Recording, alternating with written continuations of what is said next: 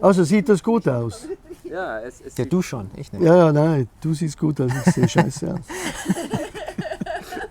Ist das jetzt auch schon auf? Yeah, I've got that on camera. What happens when a returned LDS missionary who has left the Mormon faith meets his former bishop? Many of you will remember Toby from the documentary I made following him on a journey back to Switzerland to come to terms with his time spent there as a Mormon missionary. While we managed to connect briefly with his former bishop, Mark Prohaska, time unfortunately did not permit an interview. Well, as luck would have it, recently I was gifted the opportunity to finally interview Mark and Toby together. Thank you to the Griffin Inn in Swithland for allowing us to film and being such gracious hosts. Please now sit back and enjoy the conversation. Mark, can you please start by telling us how you know Toby?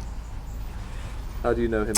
Well, I was bishop in the Winterthur ward in Switzerland, St. Gallen stake, and he was transferred into our ward. I can't recall which year it was. 2017. Yeah, December 2017. And I was really bad in memorizing the names of missionaries, but England, from England, I mean, that's a no-brainer, huh? You just remember that. And then we invited him to our Christmas party, Christmas dinner, Christmas fire. Was that celebration? Christmas celebration into together. Our home. Yeah. I don't know if you remember this, but I met Mark actually in my first transfer. I was in the neighbouring ward just to the south of Winterthur called Wetzikon, and Mark had organised this event where he was giving almost a presentation. It was on the 10 Commandments. I don't know if you remember this. Sure. Because you printed off these... I'm not that old. Well, I remember you printed off these very well-designed flyers, advertisements, and we were delivering them to people, and you wanted us to invite different people from different churches, different religions, and it was meant to be an interesting discussion about morality and the importance of acting well.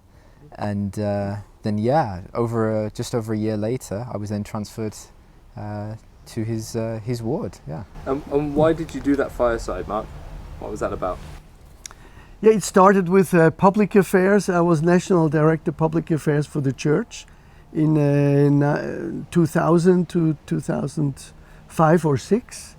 And I realized if we want to talk about the church, we don't have a real good presentation. So I created one, and I was invited all over Switzerland to present it to members and their friends. And then I wanted to do a follow-up series of a presentation, and I had chosen the 10 Commandments because I really believe in the 10 Commandments and that they are good, and it's like an instruction manual for our life. Cool. And so before we go any further, I want to ask you what your position is with the church now, because you were a bishop. Obviously you're not a bishop anymore. Quick point of order here. I was wrong to say that Mark is no longer a bishop. That is because the office of bishop is an office in the priesthood, just like elder or high priest. So even though Mark is no longer a serving bishop, he will be a bishop for the rest of his life. This was confirmed by Boyd K. Packer. A man is ordained a bishop, an office in the priesthood. Then he is set apart and given the keys to preside over a ward. He with his 2 counselors form a bishopric, a type of presidency. Once ordained, he is a bishop for the rest of his life. Where are you with the church now? So I just turned 65, so for 63 years I was an active member of the church. As you mentioned, the last calling was bishop. And after that we had a side calling. We gave a training for married couples, which we did do before my position as a bishop. And I offered it to the stake president to do this once more. Just before I was released, I came across some information books, discussions, realizing that the history of the church is not as I was taught. And then I did do some research, and it was painful for me to realize that so many things have been quite different. I was taught differently than what it was. So one example was the golden plates. I always believed in the golden plates and Urim and Thummim, and all of a sudden you hear the story of this hat and the rock in the hat. And funny enough, one of the largest critics in Switzerland, Hugo Stamm, he is a journalist he used to be a journalist for Tagesanzeiger with his specialty religion. He told me many stories when we have been on live TV in Switzerland, and I thought, well, at that time I was 43 year a member of, or 45 years a member of the church. I never heard these stories. It can't be true. But then I realized it is true, and that was painful for me. How did you feel about the news about Mark's new position towards the church? As soon as I had felt comfortable with my changed relationship with the church, you'd made me aware of the various different events that you participate in, Thrive and Sunstone and things like that. And so I was always leaping for the opportunity to hold such events in German-speaking countries. So as soon as there was a Thrive in Switzerland, I was instantly wanted to be there, in the hopes that I could reconnect with some people, but also get some closure, going back and now no longer being, I guess, an active member of the church. But I remember someone had reached out to you and said there's someone who's really interested to meet you, and I asked what's his name, and then he said Mark Prohaska, and I was really surprised. I always viewed you as being very committed to the church, because I could always tell from how well you took care of us as the missionaries. Did I really?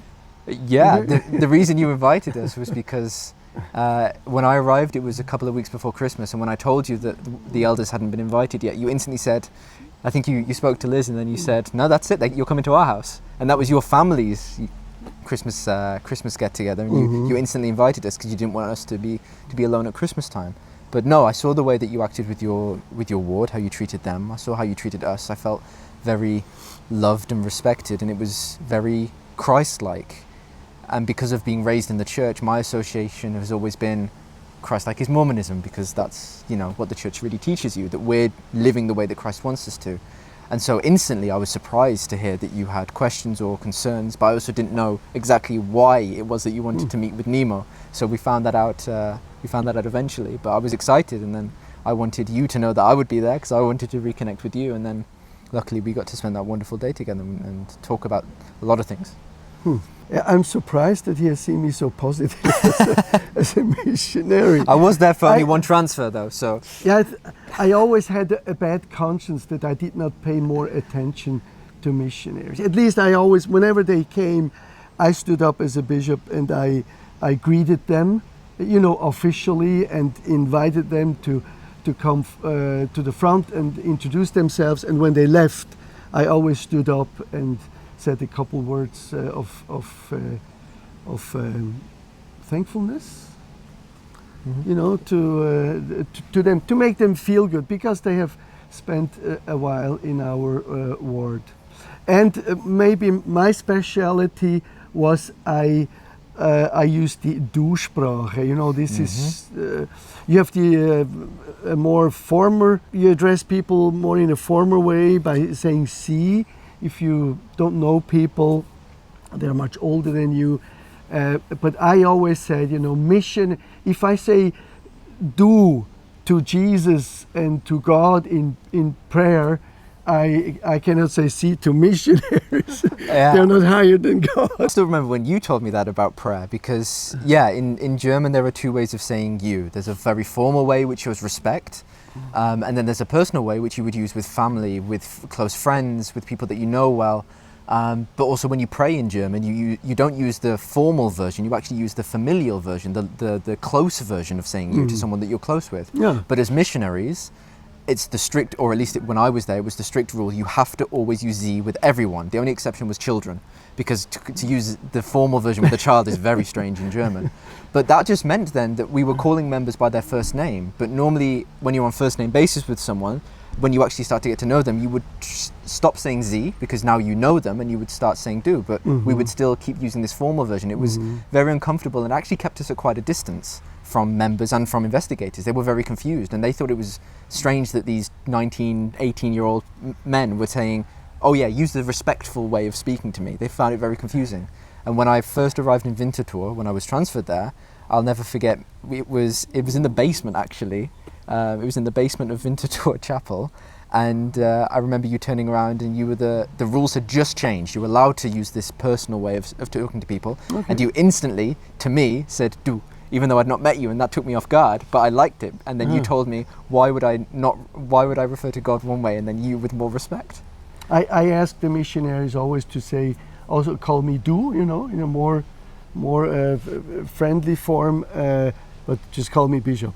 Well, I have been the sinning bishop. We have a big parking lot like most churches have, and parking is very, finding parking spaces is very difficult for people that live around, and so they asked me, and I started to rent out parking space from the church to neighbors. And of course this is prohibited, is that the word? Yeah. Yeah, it's forbidden. You go to hell when you do this. But I did it, and the money that we earned I put into the youth funds. And so we had a doctor's office. I gave him, I think, five places for his customers, so he could always park his cars there. And that always gave us some additional income that I could use for the youth. And the people were very happy, so it was a win-win situation. Yeah.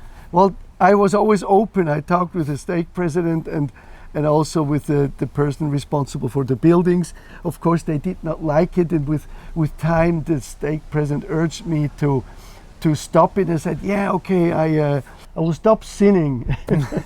I will reduce it, but to the next bishop, I still gave some kind of contracts that he could continue with this. And another piece was that I wanted to know if people really like the temple and also the garments, because that's something very personal. And with every temple interview, I asked them, how do you like the style and the material of garments? And I marked it because I wanted to know what people feel and what they like and what they dislike.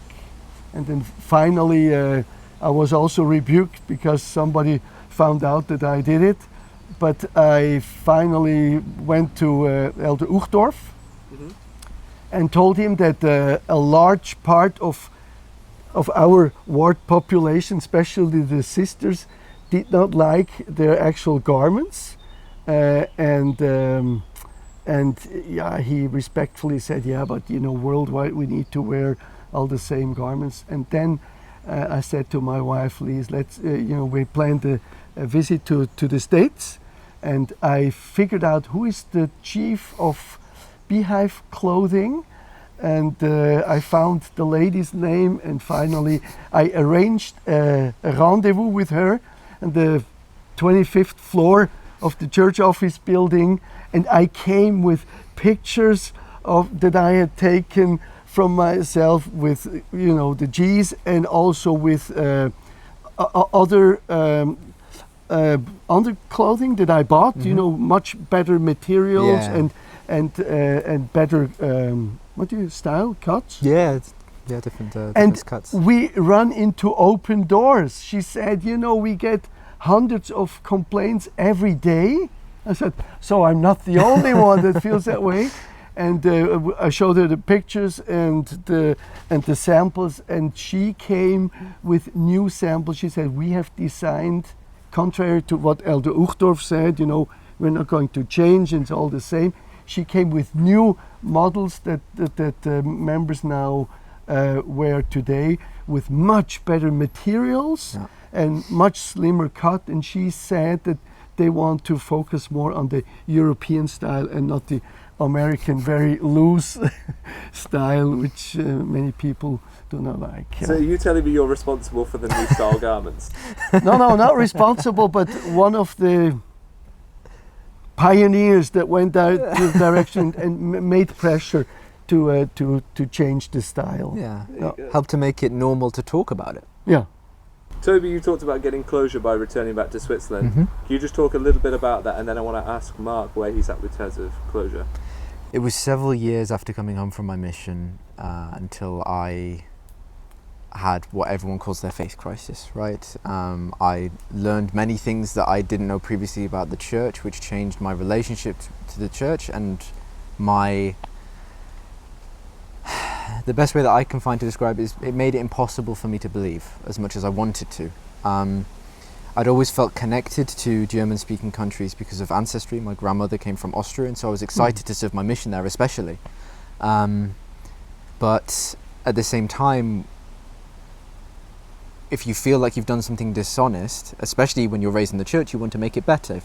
If you tell a lie, you want to tell the truth afterwards. And there were so many people that I taught in my mission, and I felt guilty for the amount of pressure that we placed on them to try and get them to join the church, because I now thought that that was the wrong behavior. And so just before coming back, I had reached out to someone that I taught, as is mentioned in the video, and we're still in contact. But I hadn't really been back and spent significant time there since stepping back from the church. And so going there with fresh eyes, as cliched as it sounds, and being able to be there and having nothing whatsoever to do with being a missionary anymore, because the last time that I had spent time there, I came back immediately after my mission with my family, and we had a holiday there, and so it was still fresh. It was less than a transfer. After I'd come home, we were back again. So now, years later, it was allowing me to see Switzerland, as silly as it sounds, as a country in its own right, not just the place where I was a missionary, and then experience it as someone in Switzerland, not as the missionary that the church sent there. Mark, you've said to me that you still go to church, you still attend for the community and to see your friends, and a lot of people want to know how to navigate that space. How do you manage to still go to church even with your doubts and your concerns about the history of the church? How do you still manage to attend and keep your friends? Good question. I have to say I have really loved that church, and I probably still do. And I'm glad I was born and raised in that church. I have found my wonderful wife, wonderful friends, and a great life philosophy. That's really the good thing that I have from this church. And also a belief in God and Jesus Christ.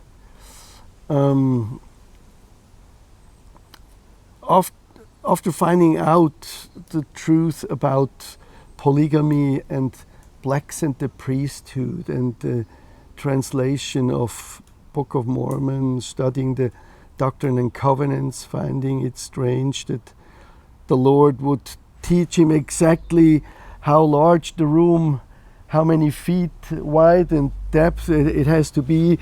But when it comes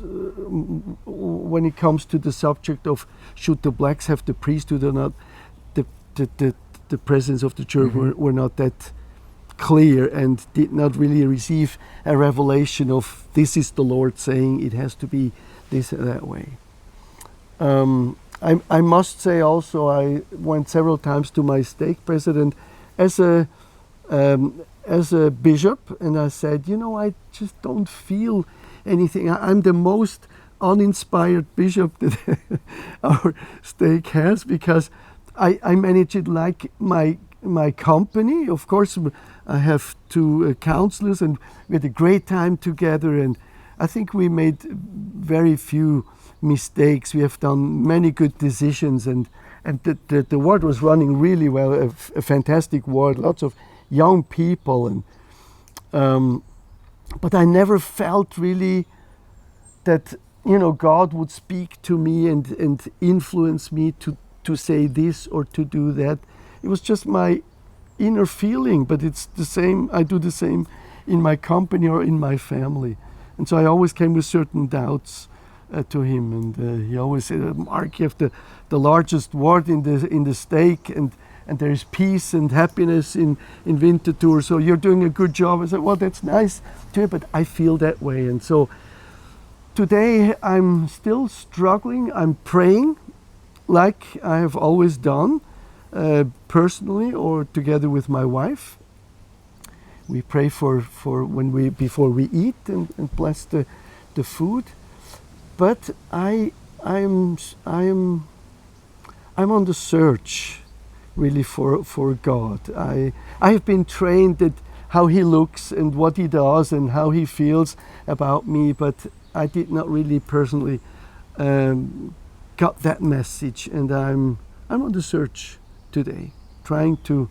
And I'm telling this. I said, where are you? What do you expect of me? What is important? And until I get a personal answer to this, I just feel that love and respect and these things are very important. That we see everybody as part of the human family, and that we treat everybody with respect, and that we try to do as much as good as we can while we are here. And hopefully I will pass my test. And but going to the church, it's more the social part. Sometimes we have really good talks that inspire me, or I see friends that I love, or they love me. That's good to see. I see families, but not because of the doctrine. I think I could go to any other church. Is that the answer to your? That is a perfect answer. That is a perfect answer. Thank you. He's a good man. He's a good man. He's looking for a wife, and please. I can really recommend it. Watch sweet sauce. Yeah, he will cut this out. No, sorry.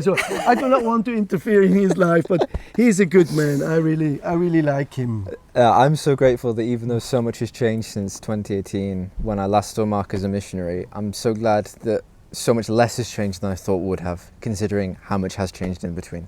And I'm grateful for the friendship still being there. Thank you. It's nice to know we're still the same people underneath, right? Absolutely. And our beliefs may change, but ultimately we're still good people. And, Yeah. and that's what matters. Something I would like to add here. One thing that I feel is a little strange is that, we care so much for investigators. I hate this word, but for friends of the church. You do everything to help them and guide them and take them by their hand.